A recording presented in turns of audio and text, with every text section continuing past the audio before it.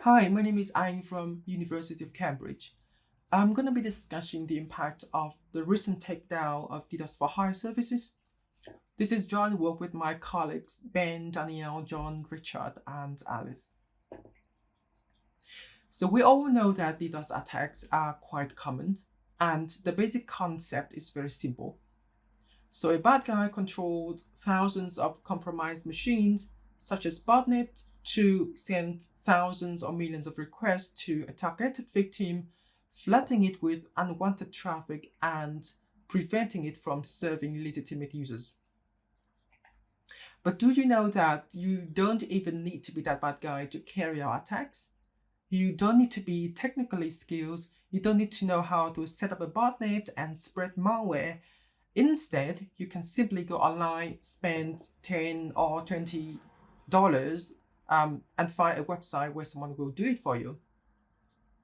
And how serious the attack is really depends on how much you pay. So these are DDoS-for-hire services, booters or stressors.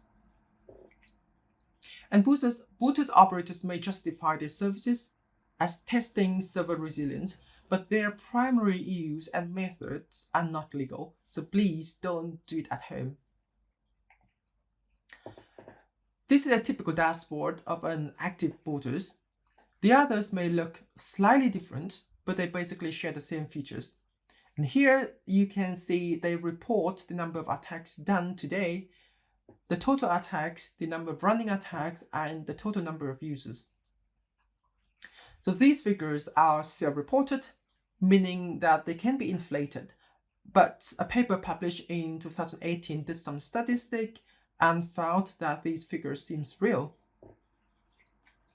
And here you can see my current plan, which is a free one, allowing me to run one attack at a time with a maximum duration of 60 seconds. They also offer paid plans starting at $20 per month, which allow you to run more attacks simultaneously for longer durations. And the other booters may offer cheaper or more expensive plans, but generally speaking, you can start at around $10 or $20, making it budget friendly even for high school kids. And now here is the attack panel. If you don't like your friend's website, for example, you can put the IP address or the domain here, set the durations, the number of requests per IP, and the method. So they offer premium attack vectors, available if you pay, of course. So then you can just click send attack and the target will be hit. I tried this on my own dummy website and it actually works.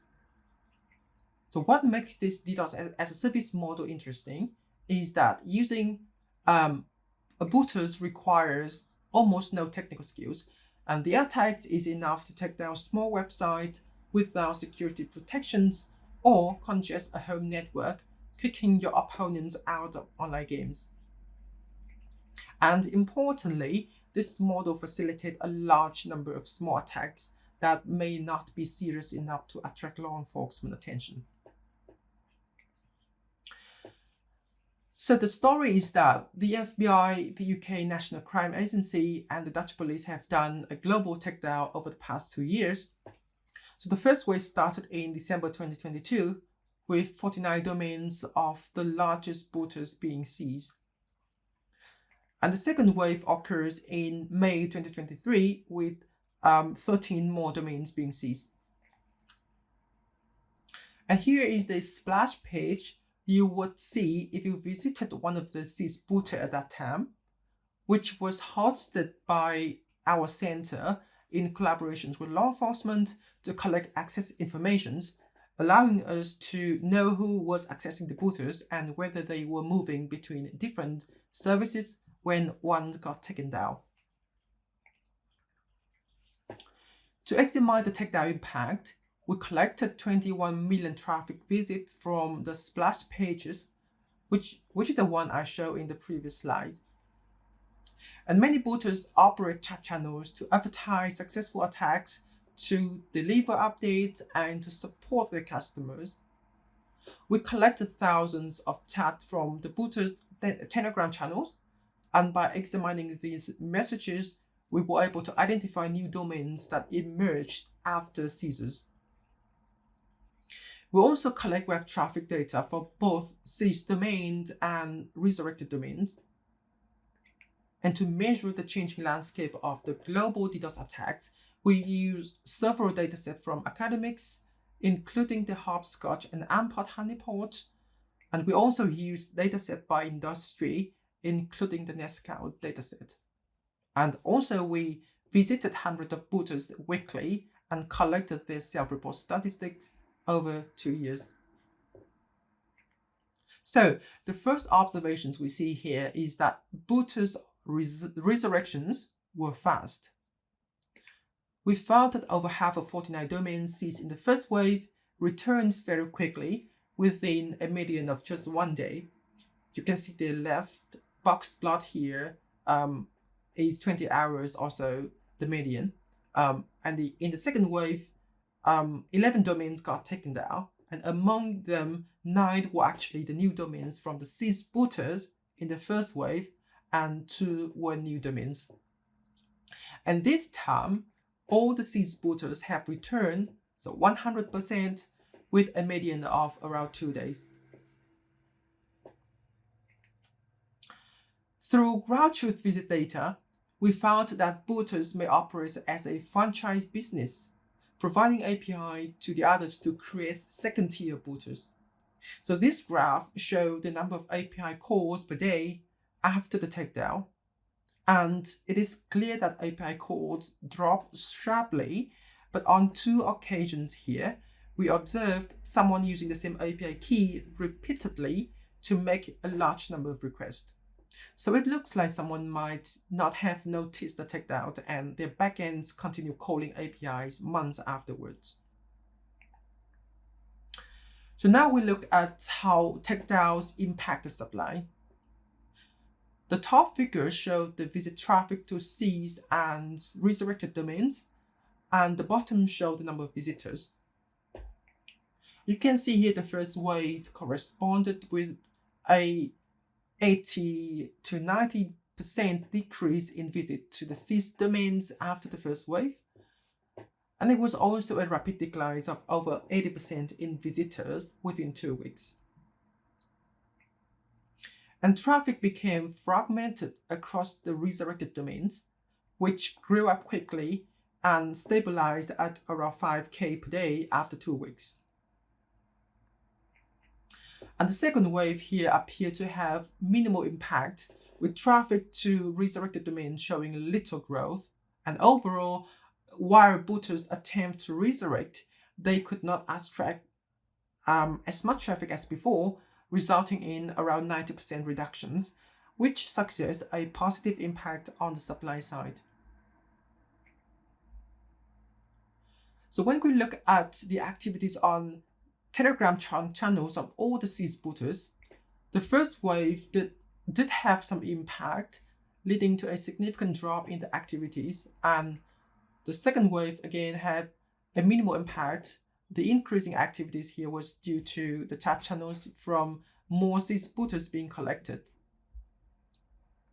And looking at the chat content, we see some operators react quickly and attempt to resume operations, offering downtime compensations while their site were being reconstructed. However, some expresses concerns about their activities, gave up, advertised their domains and source code for sale, or even seeking freelance jobs. So this indicates that some operators intended to leave the market, and it looks like we have at least some positive impact on the supply side. So what about the demand? So now we look at the global attack volume. So this graph is a view from the Hopscotch honeypot, showing the number of attacks per week over 2 years. To test the significance of the impact, we model the weekly attack counts using an interrupted time series analysis that incorporates various components, including the underlying trends, seasonal variations, and interventions effects. So basically, we model the series, we add some intervention period, and we see how significant they affect the series overall. So it appears that the first wave had a statistically significant impact on the weekly attack count, with a drop from around 45k to 25k. And the second wave here appears to have unclear effects. And the effect in the first wave lasted for only around 6 weeks. After that, the attack counts even surpassed the previous levels. And here is another view from the AMPOT honeypot. And you can see pretty much the same pictures with a statistically significant impact during the first wave and an unclear effect during the second wave. And again, the effect lasted for just around 6 weeks. So NetsScout show different views for UDP-based and TCP-based attacks. There was a highly statistically significant drop in weekly UDP-based attack after the first wave, reaching the lowest level in the past 2 years, which is remarkable. If you look at the top line, is TCP-based attack, showing a decline from around 300k to 240k. If you look at that single point, it seemed to be a big drop, but over the entire series, it doesn't seem as significant as the drop we see in UDP-based attack. So this suggests a primary effect on UDP-based attacks, which are typically attributed to booters. And the second wave here, again, did not have any clear impact. And once more, the effect lasted for just around 6 weeks. And the last view is from the number of attacks self-reported by booters. You can see a very similar pattern with a highly significant impact during the first wave and an unclear effect during the second wave. And once again, the effect lasted for around 6 weeks. So overall, all the 4 DDoS attack dataset consistently indicate that the impact was quite short-lived, lasting for just around 6 weeks. So the one-line takeaway from the paper is that despite the intensive intervention effort in 2 waves, the overall impact appeared to be quite short-lived. And it took only about 6 weeks for the attack volume to recover, roughly the same durations as we see in 2018. And it seems like suppressing the supply alone may not suffice, as the demand likely persists in the long run. But while it is still somewhat helpful, well, during periods of increased attack volumes, for example, around Christmas seasons or Easter breaks, law enforcement can still take action to temporarily mitigate DDoS attacks, even if such measures may not be effective in the long term. And some of the datasets we are using in the papers are available on request through the Cambridge Cybercrime Center. So please get in touch for data access or any questions. Thank you very much.